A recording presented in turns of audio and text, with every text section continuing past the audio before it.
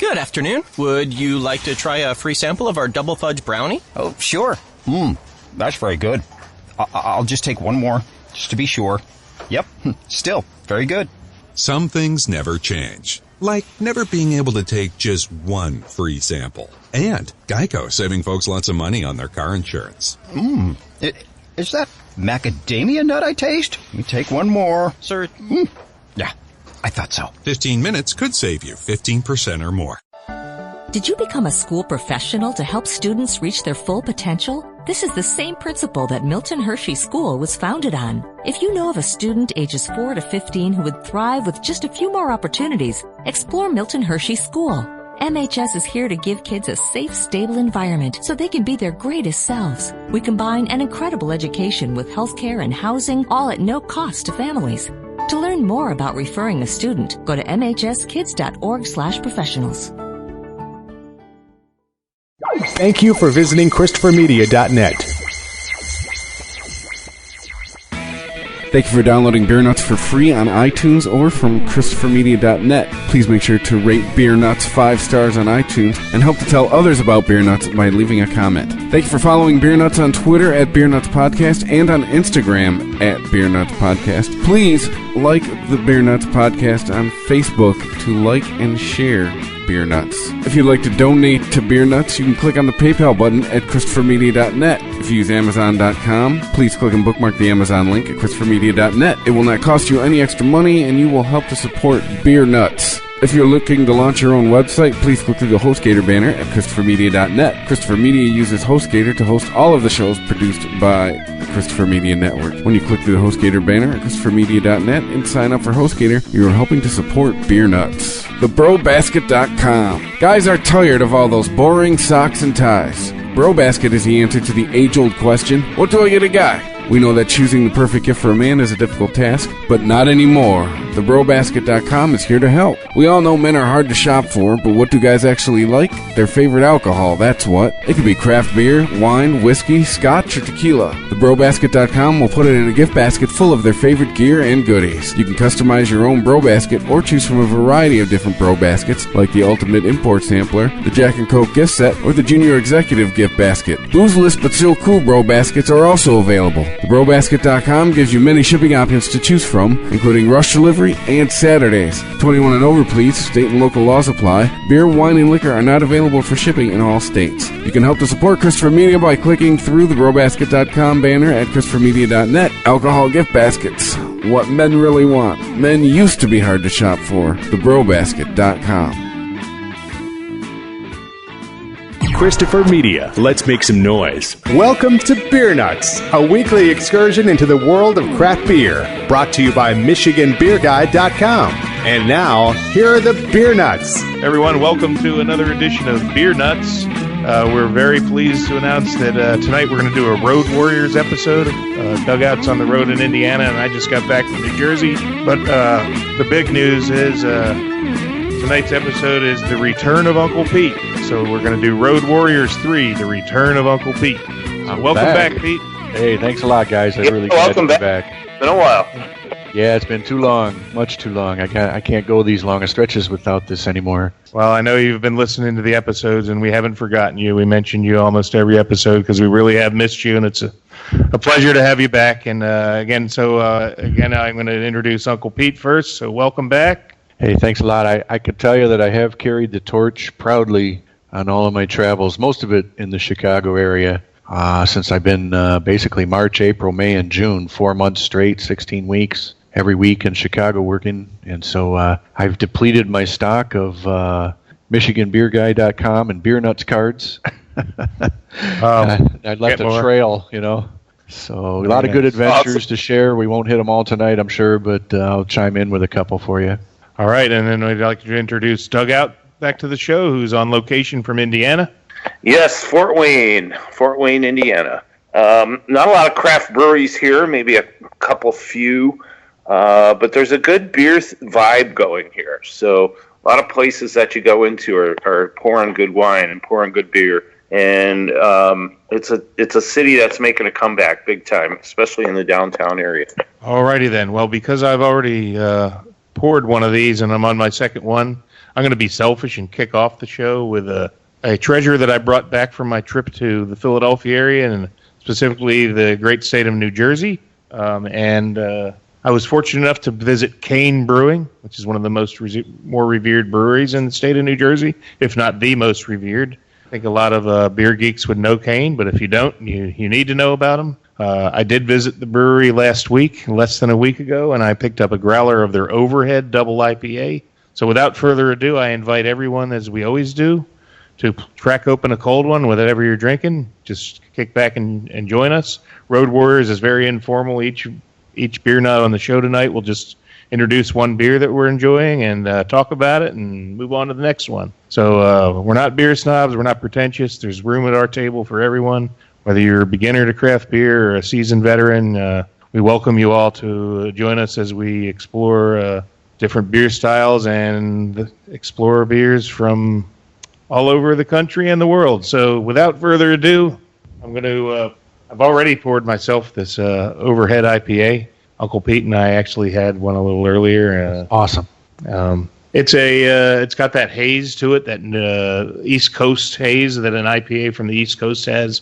I'm not sure how they brew this or the ingredients. I'm going to pull it up on the website shortly, but I just brewed a home brew that was a New England style IPA in the East Coast. And I know that a couple of the ways to get that haze is flaked oats and white wheat as ingredients. But I can tell you there's a lot of really nice hop flavor in this and a nice dry finish. It pours with a very healthy, creamy head. There's the first thing that jumped out at me is strong citrus notes from the aroma. Get a little pineapple, very nice citrusy hop aroma. And then on the first taste, you just get a nice burst of nice hop pleasure.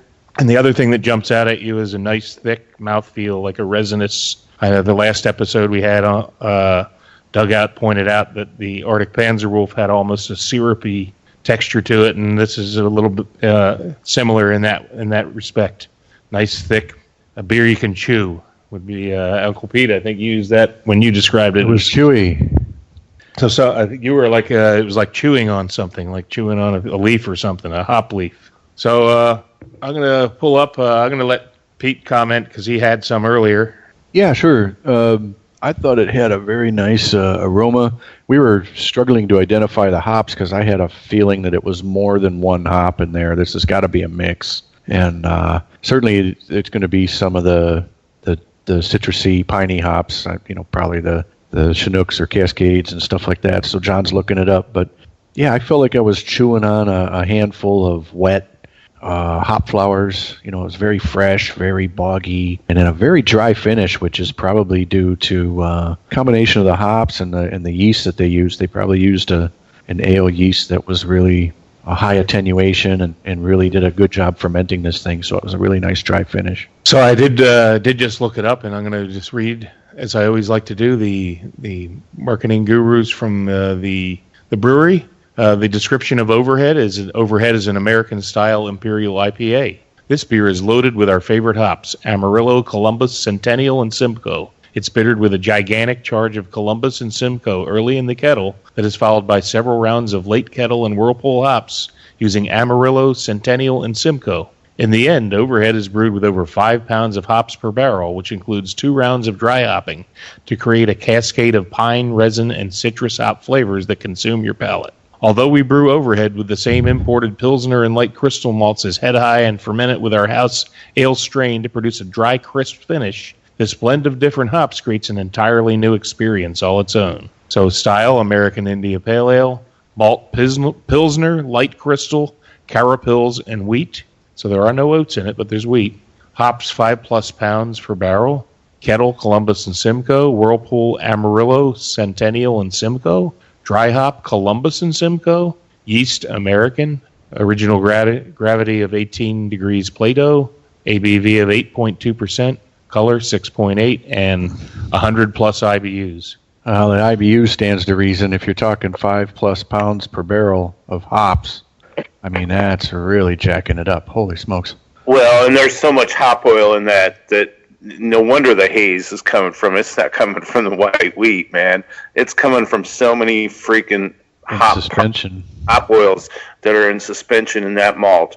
Yep. That's what creates the haze. Well, it's a hop bomb, but it's sufficiently balanced. It's really, really enjoyable. Now, when I was at the brewery, I was fortunate enough they had Head High is their IPA, and I was really fortunate because they had brewery only. You could not get a growler fills of Galaxy Head High, and that was just so over the top. It had that appearance of almost like an orange juice looking appearance. It was fantastic. By far the best brew I had in the last month. So, Doug, a good question is: would it have a purple haze if they added some purple Kush hops? It could very well, but you could just call it that anyways.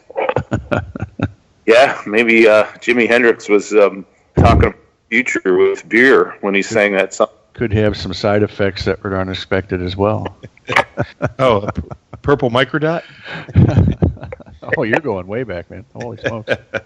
So anyway, a little bit more before we move on to someone else's beer. Kane is a very highly respected, and they are legendary in the state of New Jersey as one of the premier breweries, if not the premier in the state. So I was very pleased to learn it was only about an hour drive from where I was staying at my in-laws in New Jersey.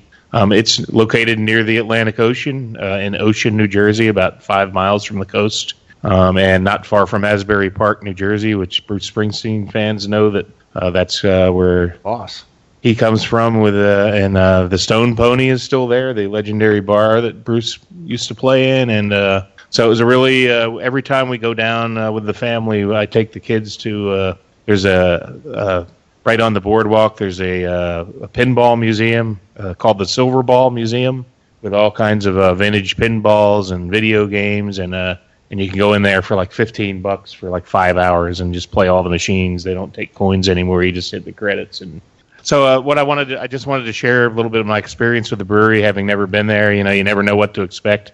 Well, I put the address coordinates into the GPS. I dropped my family off at the Silver Ball Museum, and I gave myself, an hour and a half or so to enjoy the brewery peacefully without having my family to endure the experience, since breweries aren't as appealing to 11-year-olds as rightfully so. I'm happy that's the case. So I roll up to the brewery, and it's like a office complex, with like a suite numbers on the building. It didn't look anything like a brewery from the outside, but as soon as you walk in, there's somebody greeting you at the door, "Welcome to Kane Brewing." And we walked in, and the first thing I saw was a little reception area where there's merchandise for sale, hats, coolers, a lot of great beer stuff. But they do have growler fills there, so I was going to order a beer, and I ordered the Galaxy. I saw right away that was a brewery only, and they're like, "Oh, you have to go to the next room for that." And I'm like, "Oh, okay." And so I open up, and then there's this huge, gigantic room and like a warehouse with like bay doors, and it was open air, and it was kind of hot that day. You go in, and there's a huge bar about 30 feet long, and a lot of employees there to greet you and answer questions. And the other thing that happened is when you first walk in the door, before you even enter the building, they hand you a flyer. And I read the flyer after the fact. Apparently, New Jersey law is kind of restrictive. If you're going to have a tap room at a brewery, the only way that it's legal is if you offer a tour. So they always advertise that self-guided tours. And the other thing I'll add is it was 5 to 8. It was only a 3-hour window that this place is open. And that was like even on Friday night, it was 5 to 8. So I was there on a Thursday night. So I walked in, and they say, you can either we have an hourly tour on the hour. Well, that's 6 and 7, because at 8 they're closed. I guess 5, 6, and 7.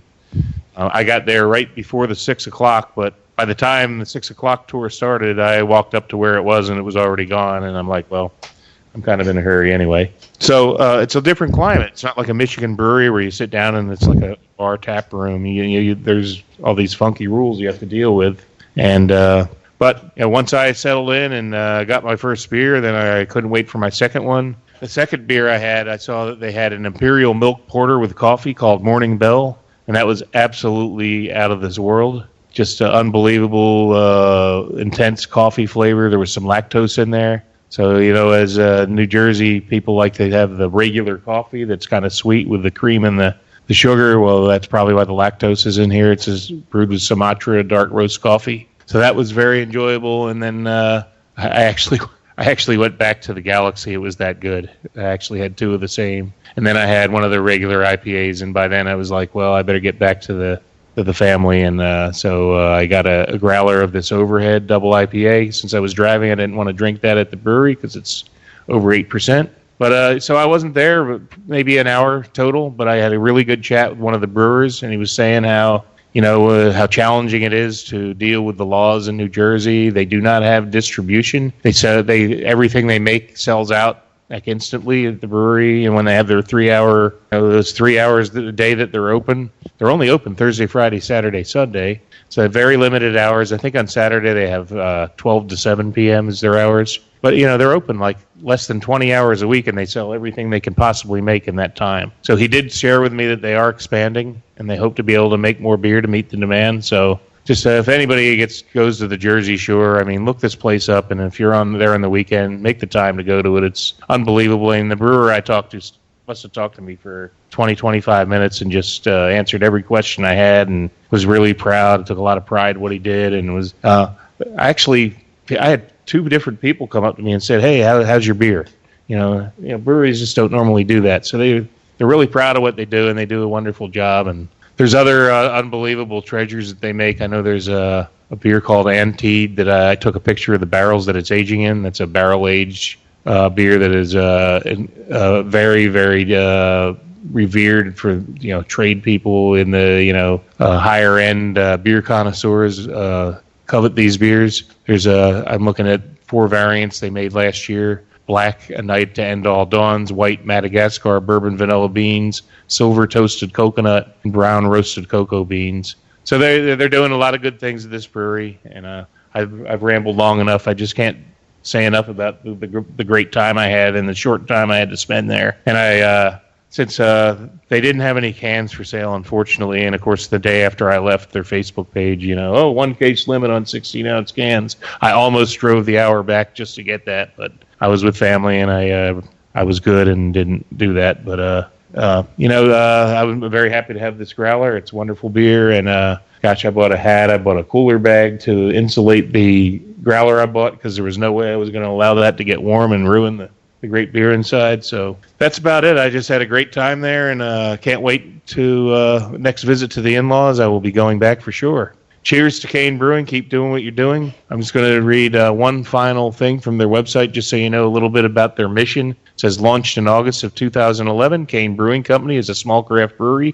located on the coast of New Jersey. Our focus is brewing American-style and Belgian-influenced ales. All of our handcrafted beers are unfiltered, unpasteurized, and brewed locally in our custom-built brew house located in Ocean Township in Monmouth County. Most of our beers are draft only and available at bars and restaurants in coastal, central, and northern New Jersey, where we hand deliver each beer to ensure the highest level of both beer freshness and service. We hope you enjoy drinking our beers as much as we enjoy creating them, and I can attest that I do. That's about it for Kane Brewing, and I'm going to pass it over to Uncle Pete, I think is going to introduce us to a Michigan beer. Sounds good, JR. Thanks for all that info on Kane, and thanks even more for the taste of that Kane Overhead IPA. Very, very tasty brew. I only wish I could have brought some of the Galaxy back. That was even better than this, but everything they make is top-notch. I'm envious of your travels. I mean, I know I've been on the road, but your travels out to the East Coast, I plan on following up. We're going in late September.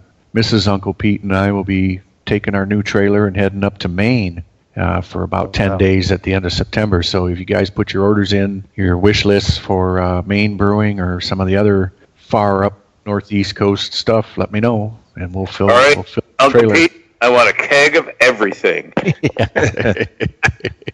Well, I know that dinner is their big limited release thing, but I'll settle for breakfast, lunch, dinner, snack, whatever you can get. But let me go back to the topic at hand, and let's talk about a Michigan brew that just it's a specialty beer that was just released in June from our friends at Shorts Brewing up in Bel Air, Michigan. This is the Strawberry Shorts Cake.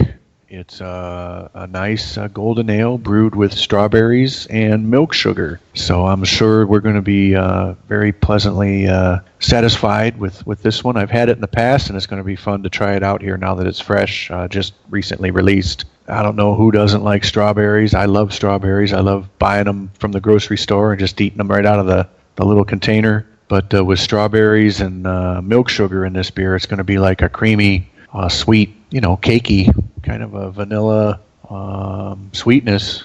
I think that's going to go down real well. So let's pour it and take a look at it. It poured with some quick carbonation, and the head dissipated fairly quickly. I did have a look at it. It has some nice amber copper tones to it with a little bit of pinkish. As I hold it up to the light, JR. Oh, you got another glass. I can see through your glass too, JR. It's got a little pinkish to it.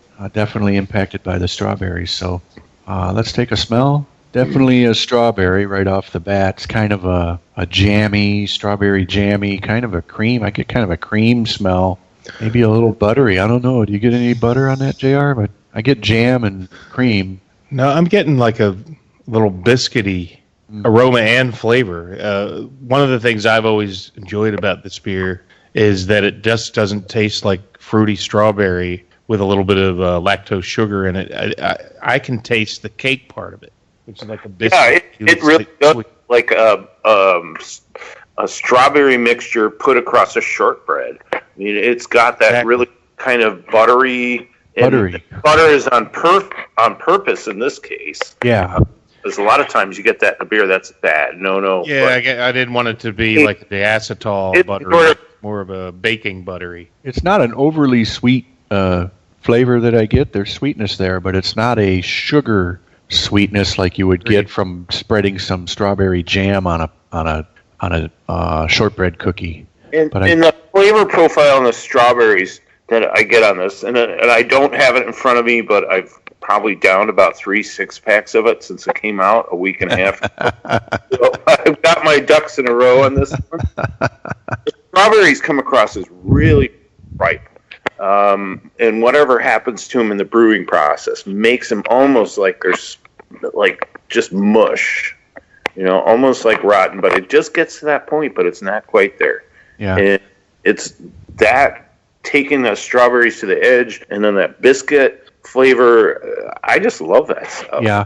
Great. It's definitely not an alcoholic beer. It's low. It's definitely not a hoppy beer. That's definitely low. I mean, I'm not detecting really any hops in this at all, but it's a pleasing, light-bodied, light-colored, drinker that if you put a bunch of them in the cooler cold, which I'm sure you did, dug out when you had your 2 or 3 6-packs in the last few weeks, and you can put a few away. So I'm sure the ladies are going to like this one as well.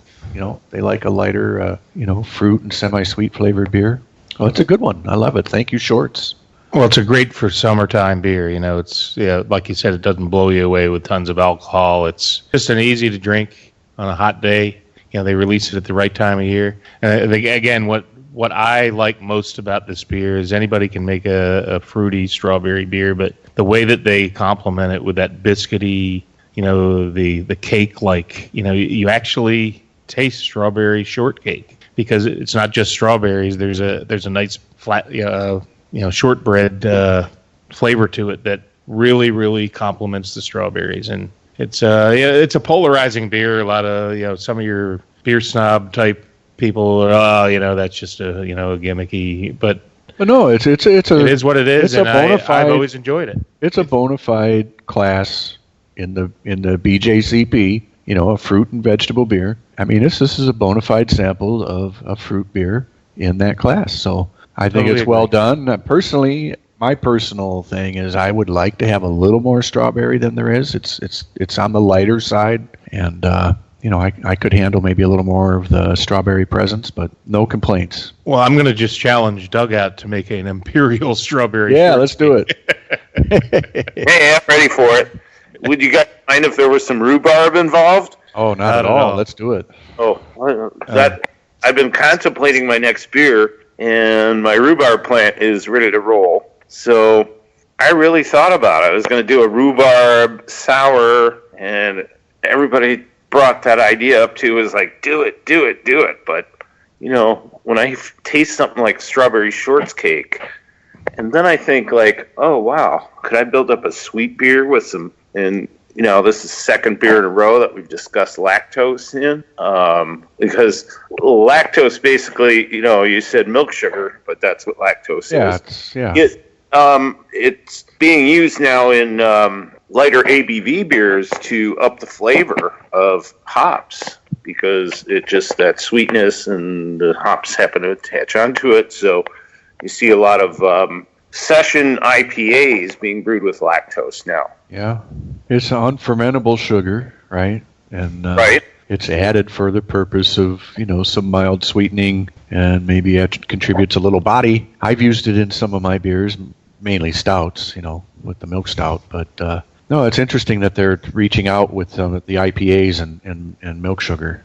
I'd like to try a few more. And maybe it's like vanilla. There's certain additives that do enhance the other flavors in a food or a beer, like vanilla, things like that. So, well, I'm pleased. JR, thank you for allowing me to return and make a Michigan craft beer, one of the ones that I've looked at and tasted recently. So glad to be back. Well, back in a saddle. Don't ever say that we're allowing you to return. You have an open ticket to always. We're bummed when you're not here. So, well, thanks for saving my spot. How about that? We're elated that you're back with us for. Hopefully you won't be missing too many more. But no, it's a challenging here in the summer with people taking vacations and stuff, and to get us all together, and really feels great to be back in the saddle with the original three, kind of like the original six in hockey, right? Well, I will give fair warning that my next what's on the radar is more trips to Toronto. So back to the grind, back in Toronto like I was doing last year. Oh, that's all right. You can Skype in there from there, eh? Hey, you betcha. We'll get to the LCBO and pick up some of those specialty Ontario beers. Yeah, take off, eh? Off, eh, you hoser? All right. Well, I guess that brings us to you, Dugout. Why don't you tell us what you got out there in Indiana? All right. Well, this is a brewery I stopped at last night for the first time, and it was actually a recommendation from Uncle Pete, and the brewery is called Burnham, and it's sort of a play on words there, BURN and apostrophe EM, but it's also a play on Daniel Burnham, who designed the whole series of parks and boulevards around Chicago. So, and Burnham Harbor is a very large, nice harbor in Chicago. So the beer I have here is called MCA, and actually I'd appreciate it if either one of you two guys could look this one up for me while I read this back in hand. And then right Uncle Pete and I have both been to the brewery. We'll get into it in detail, but I'll just go about the beer here. And there's writing small MCA IPA is named in honor of the last business that occupied our brewery. It's a tribute to our hardworking and proud Indiana neighbors. It represents hard work and passion. This IPA has 4 hop varieties, layered beautifully with light hops. MCA is more than a tribute; it's love. And this is a canned beer from them, and I think the cans are very, very new for those guys. So it pours. It's lawnmower looking. I mean, it's just really a light gold color to it. It's got a really nice head that doesn't pour out over foamy, but it just hangs there. And the aroma just gives me a lot of hops, a little bit of grain, a little bit of fresh grain. This stuff's really fresh too. And flavor on this is wow. It's got really sort of a mid body to it and big hop profile. Just really got a nice bite to it. So what'd you find there for us, Uncle Pete? Well, it's tough. I'm on the website, but I'm not finding a lot of description of MCA at Burnham themselves. No, it just says 6.8% ABV, all-American hopped IPA. Yeah. Oh, all right then. Hold on. Well, let's talk about the brewery. It's on a road that sort of used to be it still is sort of a beach road. It led to a lot of people's beach houses that used to live in Chicago before the expressway was built. Yeah, it's out of the way, that's for damn sure. When I went there, there was, as far as I could see from the main roads and that, there was really nothing to see. And here's this small, looked like a home, and then in front of it a small brick building, and, a parking lot across the street, and really nothing else around there. But a great bunch of guys, and great list of beers, and very creative labels and names of the beers. The artwork is really captivating. I'm not an artist, I'm an engineer, but I think with a little more substance of certain substances in my bloodstream, I might be able to draw some of these pictures. Well, it reminded me of my teenage years because I grew up in the southwest side of Chicago. When we were all able to drive at age 16, first places we drove to were places like Warren Dunes and places like Michiana. And that brewery is located just down the street from some place where we could just drive down the end of the street, park our cars, and pitch a tent on Lake Michigan Beach, and nobody would ever bother you. I mean, that's the kind of place it was. Well, I tried to get a little bit better description from a Beer Advocate review, but the first sentence of the review automatically throws it out. It says, caveat, canned almost a year ago, so taking that into account. Oh, no, this was just canned like, I think. No, she told me. Just saying, why would anyone post a review of a beer, of an IPA that's a year old? So, go on. There's only one review, and it's a year-old beer. I mean, it gave it a pretty good review. But you can't review an IPA that's a year old. I'm sorry. I'm not even going to read anything from there. Epic fail on that reviewer. So I had a great time at the brewery. I mean, it was just, there were a few people. I was there early in the afternoon or evening, 5 o'clock time. And I was headed to one of my favorite pizza places I don't get in Michigan, which is Aurelio's. And this bar our brew pub is only located about 8 miles from LaPorte, Indiana, where the pizza place is. Aurelio's, plug. I want to go there. You've mentioned that several times to me. Oh, they do great Chicago pizza. I'm going to go to Chicago. I've only been to Chicago one time, and it was when I lived in Vegas. I flew in. So at the end of August, I'm going for a fantasy draft there. So Dugout, I'll be picking your brain, and you too, Pete, and where I need to go and when. And the only thing I know for sure is I will make it by Three Floyds either on the trip to or the return trip. I gotta be honest. I'll admit, all the 16 weeks I spent, majority of my time was spent at Three Floyds, and God bless them, I love everything they have. I think I've eaten everything on the menu and drank every beer on the board. So I've actually started to taper off and wander out to some other locations. Well, you can. Next time, Pete, Uncle Pete, we're gonna meet at. We'll meet at Burnham. We'll go to Aurelio's, and it's maybe 20 miles for you. Yep, sounds good. That sounds good. Sure, we can find a pairing to go. Burnham beer to go with an Aurelio's pie. I think you'd have to smuggle it in there. But that's not doable. We could do a whole episode on smuggling techniques, probably. Or you could just go in there, order the pizza, and sit in the parking lot, drink your own beer, and eat the pizza. I don't think anybody cares there. That's cool. Yeah, so I agree. Highly recommended Burnham Brewing in Michigan City, Indiana. It's not far off the main drag, and worth a stop, I think. Great variety of styles and experimentation that they're doing. Very interesting. Very nice people. Sounds like a destination. So, we are missing Chris tonight. So, while we got the Three Amigos back, we're still missing him. He's on travel for his job. I believe he's going to Seattle or already in Seattle. So, yeah, he landed. Chris, sorry you're not here. Dugout, did you and Chris ever get to brew together? Did that ever materialize? Oh, yes, it did. We brewed 2 batches in one day. Oh, awesome. Tell us about it. Well, Christopher came up with a Falconer's Flight beer kit. Oh. Extract with the little grain bag that goes in it. And I thought, What's wrong with that for a beginner? Long time. So, put the kettle to use, did the boil. It was supposed to come out, I think, about 8%. But to my calculations, it was going to come out about 10.5%. Darn. Because I knew there was way more in there. Because that's what I do to beer. Sorry, I'm heavy-handed. I know.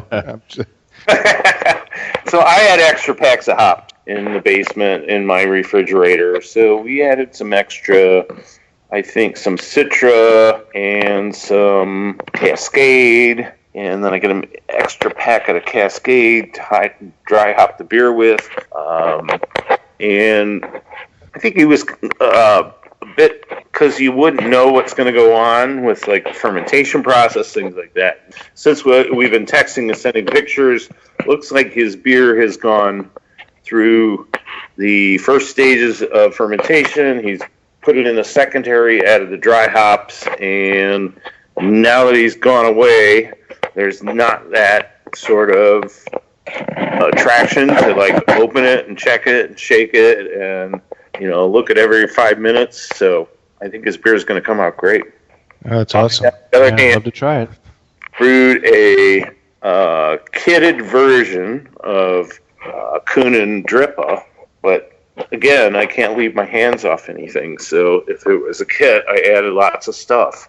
You've done that one before. I did Mad Scientist on it. We'll see how it comes out. You've done that Drippa kit before, I remember. I have, yeah, and I went Mad Scientist on it before. It came out great. I have no other reason to think that it's not going to come out pretty good this time, too. I think we're just going to call that one Dippa Double Doug IPA. So, speaking of homebrews, earlier today, when Uncle Pete arrived, he tried my latest homebrew, a New England-style IPA that I call Hop Chowder. And since I'm biased as the brewer, I'll let Pete tell you a little bit about what he tasted. Sure, yeah, very tasty. Thank you, JR. It did have a lot of, the qualities of an East Coast IPA, just like this Kane overhead that we had earlier. Had the haziness, pretty near the color. I think, JR, you were interested in maybe tweaking something the next time if you had a chance to get more of that orange or kind of a more orangey color, but nothing unpleasant about the color and the look of the beer. Great aroma, and right off the bat, the hops hit you. And I know you had mega doses of hops from partway into the boil and then all the way through the whirlpool and then dry hop and it was very complex in terms of the hops, I think, and had a dry finish. I think you probably had good attenuation with your yeast. And what was the ABV, JR? The ABV was just over 6. I was shooting for a little higher. Yeah. But I got to give a shout out to my friend Mike Strasser, who was here and brewed together with me. He brewed a batch of his beer, but he's done some experimental batches. He also invited me into a closed group on Facebook that called Treehouse Brewers that I've been studying for a couple of months, and I took a lot of tips from them. Basically, what I did, I took I added 3 pounds of flaked oats out of 16-pound malt bill. 3 pounds of it was flaked oats, so it's got a nice big heavy mouth feel to it. Nice body, yeah. And there was a pound of white wheat in there that it gives you a little bit of the haze, which also the Kane beer had white wheat, but it did not have the oats. But like the Treehouse and the Trillium, all the big New England IPAs have oats in them, from what I've been told. So I put those in. I basically learned a lot of stuff from that website, and I kind of did what Doug did. I put, as the brewer, you put stuff you like, and I think one of my favorite hops is the Amarillo hop, and I chose to make this with Amarillo and Citra, and I used Columbus as my bittering hop. But I did a lot of things different that I had never done before. One is in the third day of fermentation, when everything's slowing down and the bubbling's slowing down, and I would never thought to do this, but the people that try to emulate the New England style say add the hops when the fermentation is dying out, when it's still active. So I added an ounce each of Amarillo and Citra at that point. Then when I kegged the beer, I added 2 ounces each of Citra and Amarillo and dry hopped in the keg. You may have heard before in previous shows, I like to dry hop directly in the keg. So I rack it right from the primary fermenter into the keg, and I have a cage that's suspended with unscented dental floss. And that cage hangs in the middle of the keg, so when the level of the keg goes below half, the hops drop out of suspension, and they'll just drip hop goodness into the beer at that point. But anyway, right now I think the keg's more than half full, so these hops are just freely flowing into the beer, and it's delightful. Yeah, good call. I went with Citra and Amarillo. Amarillo's got that orange mango-ish, and the Citra's more grapefruity, and I think I'm very pleased with what I very produced. Should be. Pete was mentioning that one thing I would change is I put some pretty dark crystal in. I don't remember. I think it was 60 or 80 Lovabond. I would probably either eliminate or only put like a 20 Lovabond. Maybe just try it with no crystal. I think that might have darkened it up. But I mean, you hold it up to the light. You got a nice orange hue to it, and it's got that haze that you like in those New England. I'm very pleased with the beer. You should be. Yeah. It was just a slight tweak that I would do, and maybe take that crystal out. But other than that, I think the next time, after having that Galaxy beer at Kane, I think I'm on a mission to brew a Galaxy hopped beer. Maybe not just a single hop, but something that highlights Galaxy. That's just a hop that I've really grown. Yeah. But as far as that beer, because I did have some, and I've had it in two different sort of infusions, as you would say. I wouldn't change a thing on that, man. That beer was awesome. And you had given me a howler of it, and it was not even gone through carbonation. And I took it over to my neighbor's house, and they have a soda stream. And we had enough beer in there to put it on the soda stream, and we learned from the last batch of soda stream beer, as you would, how to manipulate it and put that carbonation into it. But we were able to carbonate that beer, and I'll tell you what, man, we were all blown away by it. It was awesome. That was really good. I'll tell you right now, Doug, when I came back from vacation after that thing carved up like for a solid week when I was gone, I mean, it is like smooth and creamy now. I mean, I got to get you some before it kicks. So we'll do that. I think you'll even think higher of it. And I mean, it would be easy to say, hey, this is a great beer. I'm not changing anything. But I'm not going to learn anything if I don't change anything. So, but I got the recipe. I can redo it. Oh, I mean, you'll learn not to change things sometimes. Maybe you may be right. So at least you'll learn that from it. Because the main function of the crystal is just to darken it up. Maybe a little bit. There may be a little bit of. It might make it a little more resinous. I don't know, more color, I think. But I think it's just a color. Yeah. So I think maybe just tone it down a little bit, maybe at a 20 Lovabond, or just not put the crystal in and see what happens. I'll drink it. Yeah, it's all for what you want it to look like, taste like, and smell like. I mean, that's what's the other thing I'm going to do is the next batch I make of whatever I make, I'm making 10 gallons.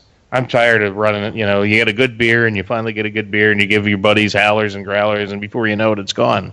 I'm making 10 gallons next time. Yeah, it goes quick. I'll attest to that. I mean, all man. of my home brews, except for the ones I'm saving for you, Doug. I still have some set aside for you, and unfortunately, it's aging.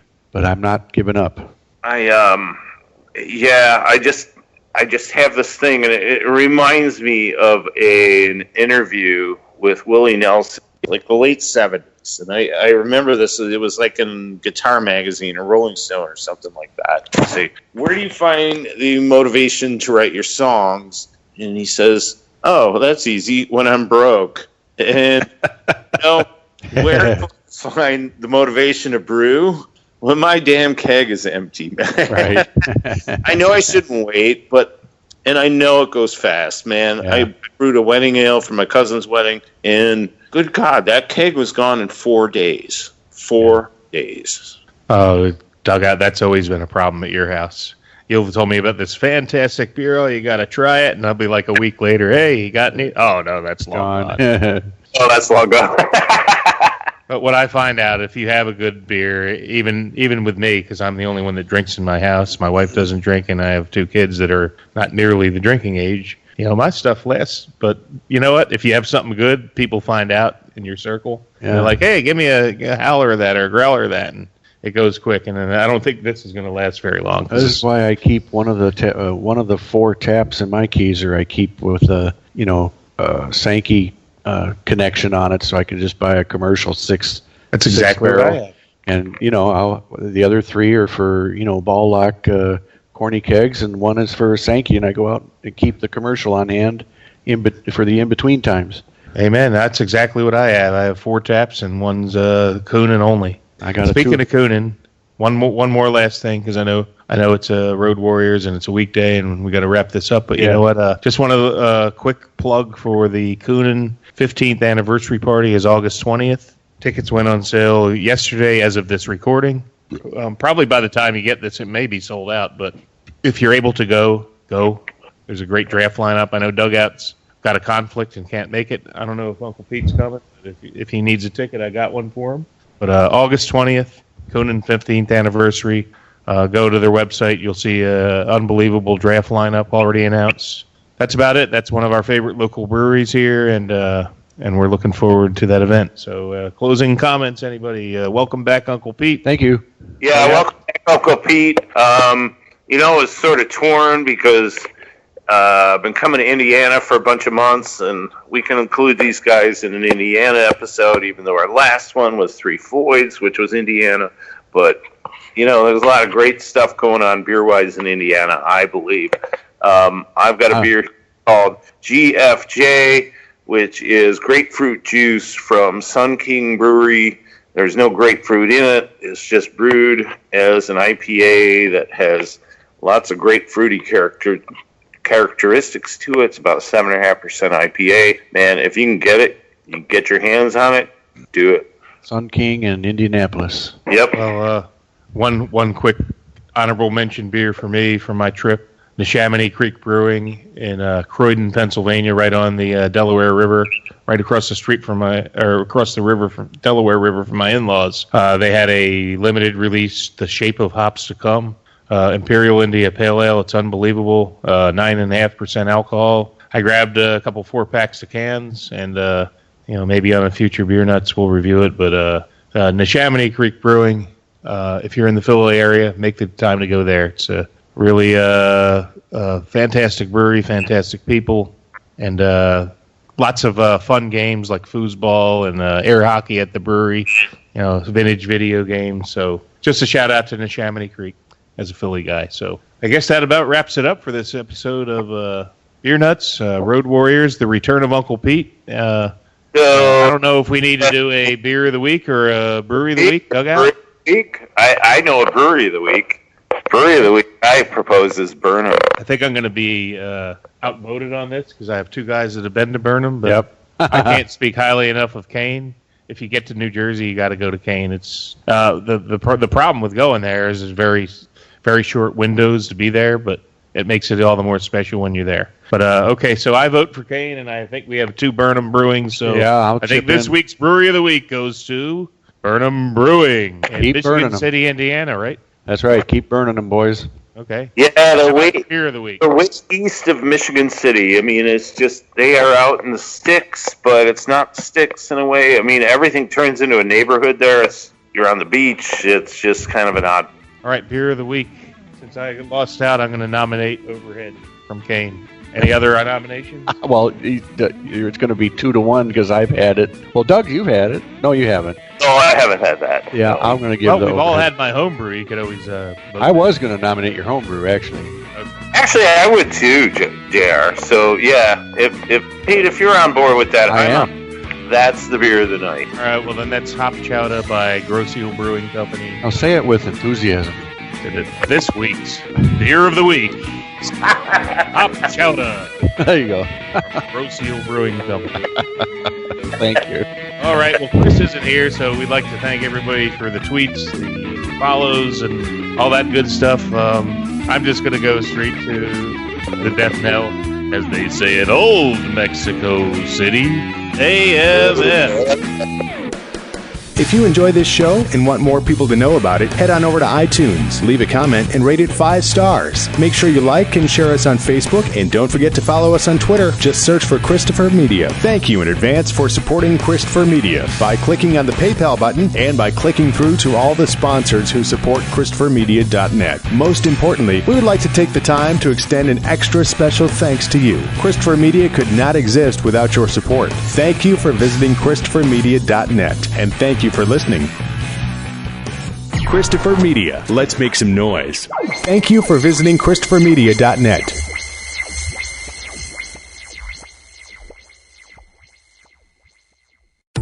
Pros bring something extra to every job. Now at the Home Depot, they also get something extra. Pro Extra, our free loyalty program built for pros just like you. Members earn perks with every dollar spent, like Pro Extra Dollars, a tool rental credit, and more. New members get $20 off their next in-store purchase of $200 or more just for signing up. Learn more at homedepot.com/pro extra. New year, more rewards, Pro Extra, only At the Home Depot, how doers get more done. Did you become a school professional to help students reach their full potential? This is the same principle that Milton Hershey School was founded on. If you know of a student ages 4 to 15 who would thrive with just a few more opportunities, explore Milton Hershey School. MHS is here to give kids a safe, stable environment so they can be their greatest selves. We combine an incredible education with healthcare and housing, all at no cost to families. To learn more about referring a student, go to mhskids.org/professionals.